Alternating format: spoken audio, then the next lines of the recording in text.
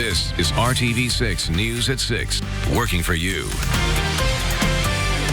I don't feel safe walking that way. In fact, they're taking both sides of the underpass. Now at 6, neighbors concerned tonight about a homeless camp that's recently moved into their area. This is near the Holy Cross neighborhood just east of downtown. RTV6's Stephanie Wade shows us the issue and talks with police who say they are allowed to be there.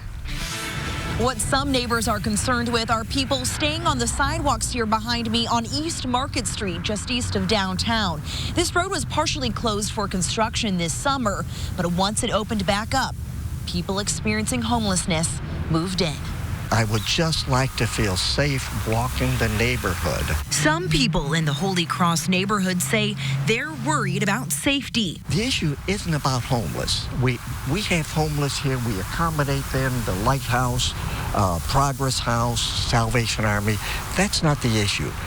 We just want a safe walk downtown.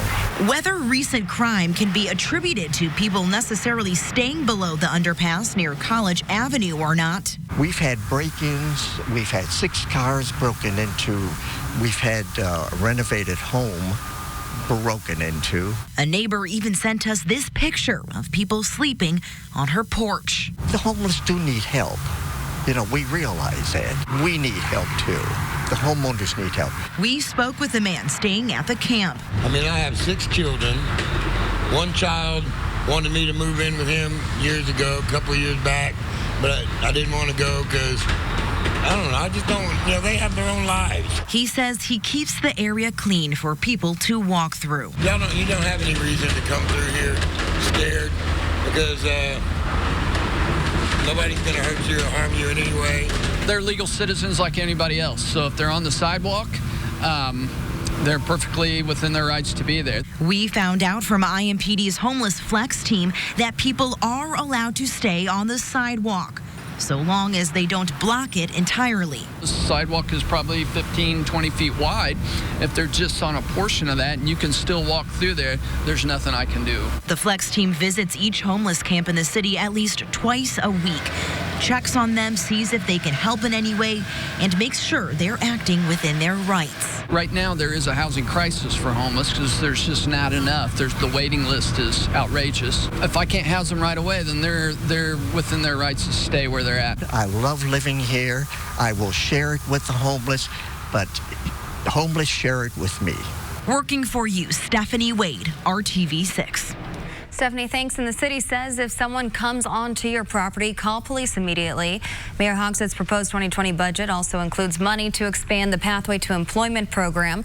It's the city's pilot workforce program that pays people who panhandle up to 40 hours a week to clean the city's streets. So far, 11 people in the program have been placed in permanent, part-time, and full-time positions. It is less than 2 weeks until the start of the new Indigo Red Line, and today we got a first look at one of the new buses in action.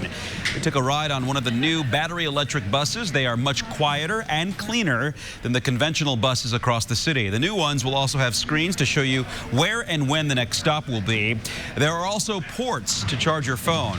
If you're used to riding Indigo buses, make sure you hustle on and off. The rapid transit means buses will wait at the stops for less time.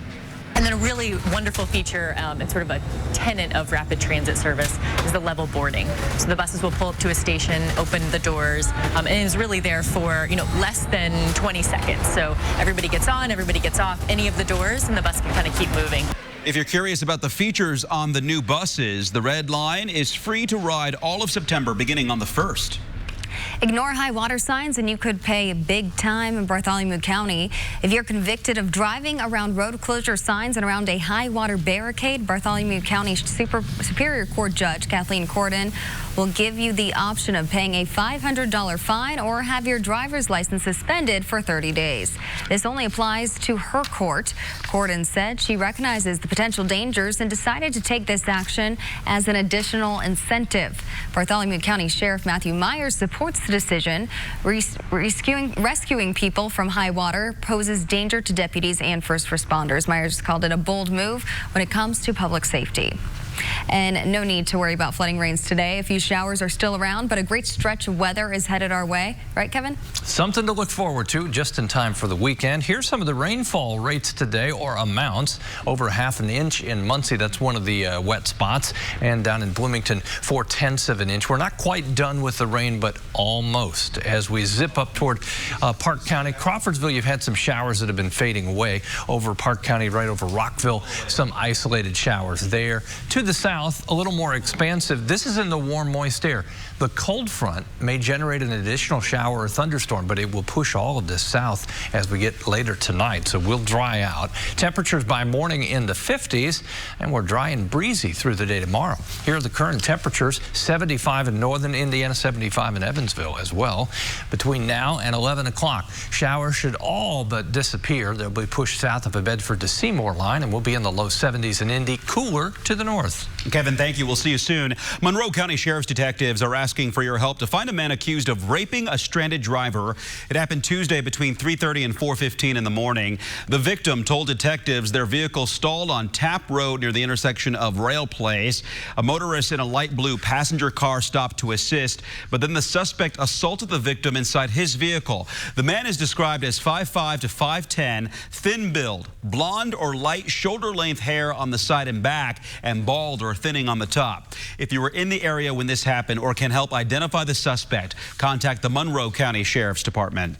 Local houses of worship are taking a proactive step to protect themselves and their congregations in the wake of deadly mass shooting incidents around the country. On Sunday, local and federal law enforcement agencies, in partnership with One Congregation, One Precinct, or One Cop, will present security training for faith communities.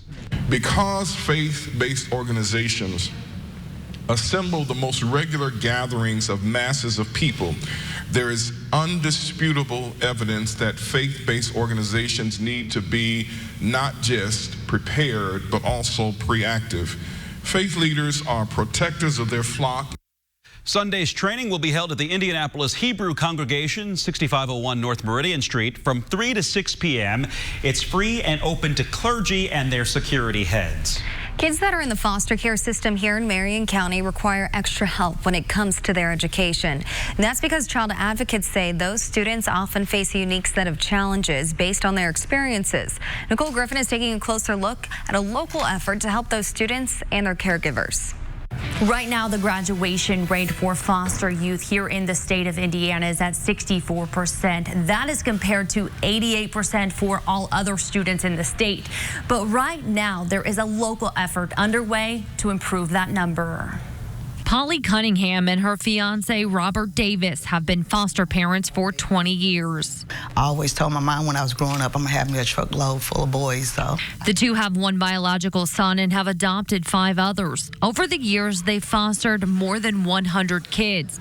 Many of them have personal struggles, including behavioral issues from being in foster care. They feel they need attention, to come from background where they didn't get attention, so they get disrupted in the class, and consequently, a lot of times they get put out. That is where child advocates educational liaisons step in to help. They currently serve 800 children who are in need of support from Marion County court cases.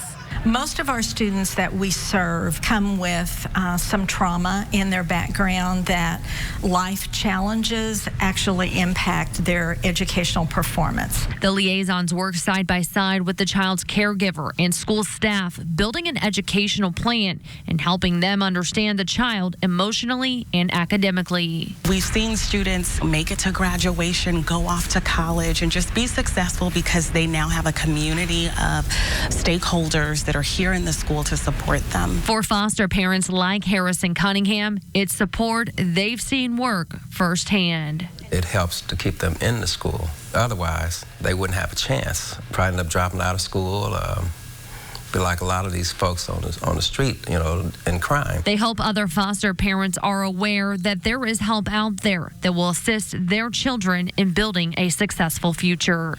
Working for you, Nicole Griffin, RTV6. Nicole, thank you. And to continue improving graduation rates, a new project is starting. A $500,000 grant from the Arnold Foundation is allowing the IU School of Education to collaborate with child advocates. They will research how effective their strategies are and how to improve them in the future. Well, scary moments for people inside a local business this afternoon. One moment there was a wall, the next there wasn't. What police say happened here, still ahead on RTV6. How would you like to avoid paying tuition until you actually had a job? The program willing to do that to help you land a job in one of the fastest growing fields. And just look out your window, the tug of war between clouds and sunshine being won by the clouds now. We'll talk about how that changes over the weekend. And we've still got some rain to track this evening. Talk about when the rain will finally move out. Tie my shoes. Discount. This is RTV6 News at 6, working for you. Take a look at this. The gaping hole in the side of this southeast side business is courtesy of a car that lost control. It happened around 3:45 at Smokers Island at Southeastern and Emerson Avenues. Police say the driver tried to avoid another vehicle as both headed into the intersection, lost control and plowed right through the wall. The 3 people in the car got out and suffered only minor injuries. No one inside the smoke shop was hurt. An ethanol plant just outside of Cloverdale is closing in October, and with it will go 50 jobs. Poet, which describes itself as the world's largest biofuels producer, notified the state it will close its Putnam County plant on October 18th. The company chairman and CEO is blaming the oil industry, the Environmental Protection Agency, and the Trump administration for making this decision. The Cloverdale facility near US 231 and I-70 processes more than 30 million bushels of corn annually.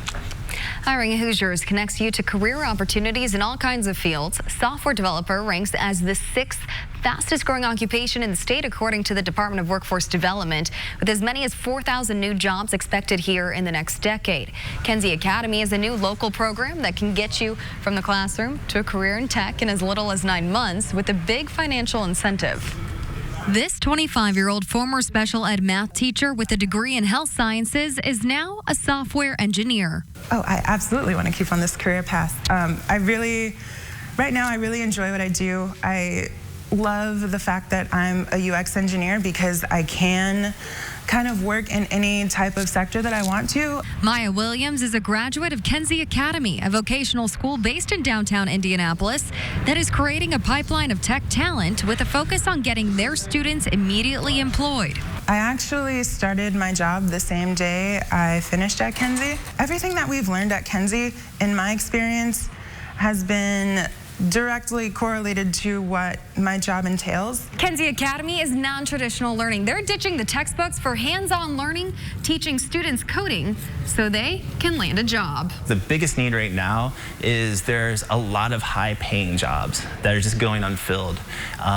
Kenzie, we fast-track the pace of education. Matt Cummings is the campus director with Kenzie. 20 to 25 students begin each quarter and finish their academic program in as little as 9 months. Cummings says their curriculum is developed by industry experts from Zillow, LinkedIn, and Google, so it's based on the hiring needs of top employers. Kenzie costs $24,000 for the 2-year program, but students can choose to worry about tuition after they're done learning. That's because Kenzie Academy offers an income share agreement. Students pay $100 up front and don't have to pay the rest until they land a job. So with an income shared agreement, we only get paid once our students get a job that pays $40,000 or more. If you do get a job that pays over $40,000, then you pay back a percentage of your income. Kenzie Academy says that means they have an invested interest in helping their students find a job that pays well. Average starting salary of these students who've been employed is $57,000. And that's just the bare bone entry-level salary. It's a career path that has brought meaning to Maya for her to explore what she is passionate about while making a steady paycheck. After thinking about my background and what I've been good at, working with youth, through teaching and coaching and all of those things, I really learned how to make it accessible for the people that I want to consume the information. It's really good to be able to make an impact with your skill, kind of on anything that you're passionate about. And through Kenzie Academy, students can also partner with Butler University's Executive Education Program for joint certificates. Kenzie is available for recent high school grads as well as professionals looking for a career change. And if this sounds interesting, but you're not sure if it's right for you, check out Kenzie Free, an online course where you can try coding to see if you might be interested in a tech career. You can find a link and more information about Kenzie Academy at hiringhoosiers.com. It's not election time yet, but Exploration Acres in Tippecanoe County is asking for your votes to have this corn maze be included in a USA Today award for 10 best corn mazes. This year's theme celebrates Purdue's 150th anniversary. Voting runs through Monday. You can find a link to vote in this story on the IndyChannel.com. Exploration Acres, southeast of Lafayette, is northwest Indiana's largest corn maze and pumpkin patch. The maze is 18 acres with more than 9 miles of paths.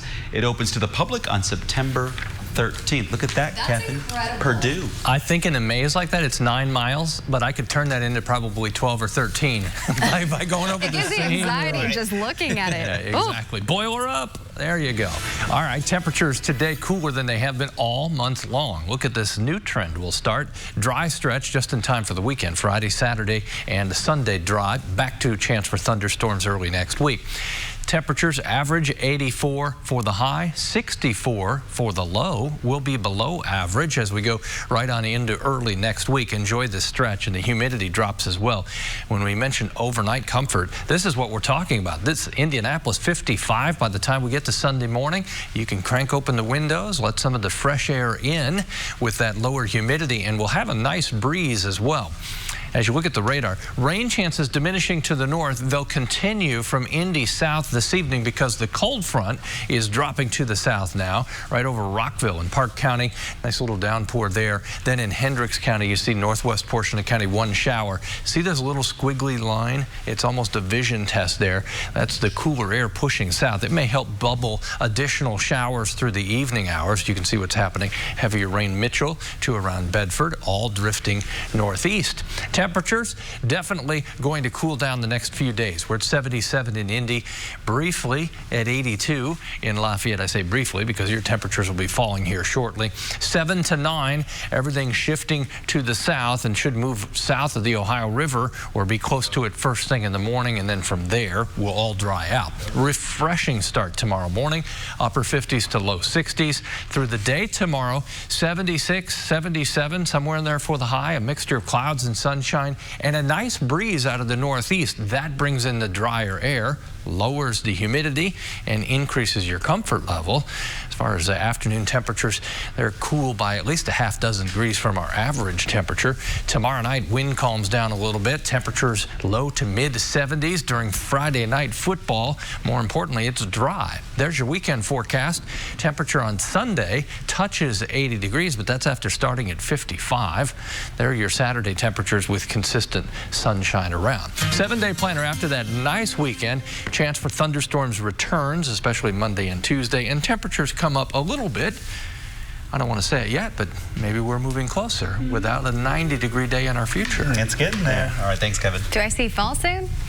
All right, hey, Brad, or Dave, excuse me. See, I got you all shook up. All shook up. Guys, thanks. Hey, good evening. Who's ready for a little football? We all are, right? Things pick up tomorrow with the return of high school football. Then a week from Saturday, IU and Ball State play at Lucas Oil Stadium. This morning, the Hoosiers with a first look inside, getting used to the lights, sight lines, you name it. IU coach Tom Allen still keeping a close eye on his quarterback situation, says he'll announce a starter early next week. For now, though, the former Ben Davis coach feeling nostalgic.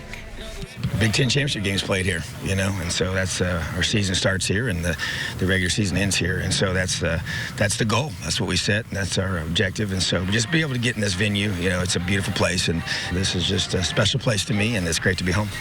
Meanwhile, the stadium's usual tenant getting ready for their last dress rehearsal at the stadium. Saturday night, they host the Bears in preseason week number 3. Frank Reich's line, you won't see most of the ones Saturday night. So what it will mean is that third-string quarterback battle between Chad Kelly and Phillip Walker could be interesting. You know, it's just play good football. Play good football. Run the offense. Do the little things right. Avoid the big miss, you know, and when I say that, not the incompletion, but the big mistake. and move the chains and just show a command. And I think both those guys have done that. Hope you join us tonight in the news at 11. Our Sports Extra spotlight on the return of Colts receiver Deon Cain, and more to the point, his relationship with Hall of Famer Randy Moss. Randy chimes in on what the Colts have and Cain's potential. Only on RTV6 tonight on the news at 11 o'clock. And when IndyCar returns to the Oval at Gateway this weekend, Charlie Kimball will have a brand new look. The California native is in the midst of his 9th season, has a win and a pole to his credit.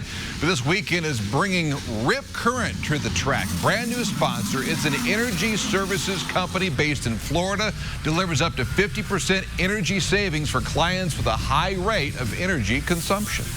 I'm excited to bring them to IndyCar. The first time working within racing. They're a fairly young company, but they have deep roots in racing. Southern Indiana, both the CEO and the president are from Southern Indiana. Grew up watching dirt racing, of course, the Indianapolis 500. IndyCar teams and their drivers are second to none in accessibility. It's a cool experience. Imagine this car would have looked like in Victory Lane Saturday night. We've thought about that a few times. We've dreamed that. We've got a space on our wall in Boca Raton for the picture, so we're excited, and we hope it's going to be a great weekend. We're really looking forward to it. Bringing a new sponsor to IndyCar. Look at the point standings. Qualifying, by the way, is set for tomorrow at Gateway. Race is Saturday night. Final oval of the season here in 2019. Deon Cain tonight on the news at 11. Until then, the news at 6 continues after this. And live out loud. A few more evening showers and the guarantee of cooler temperatures next several days make it more enjoyable. It's going to be looking like a great evening and weekend. I'm looking forward to the weekend. We'll see you at 7. 2 thumbs up.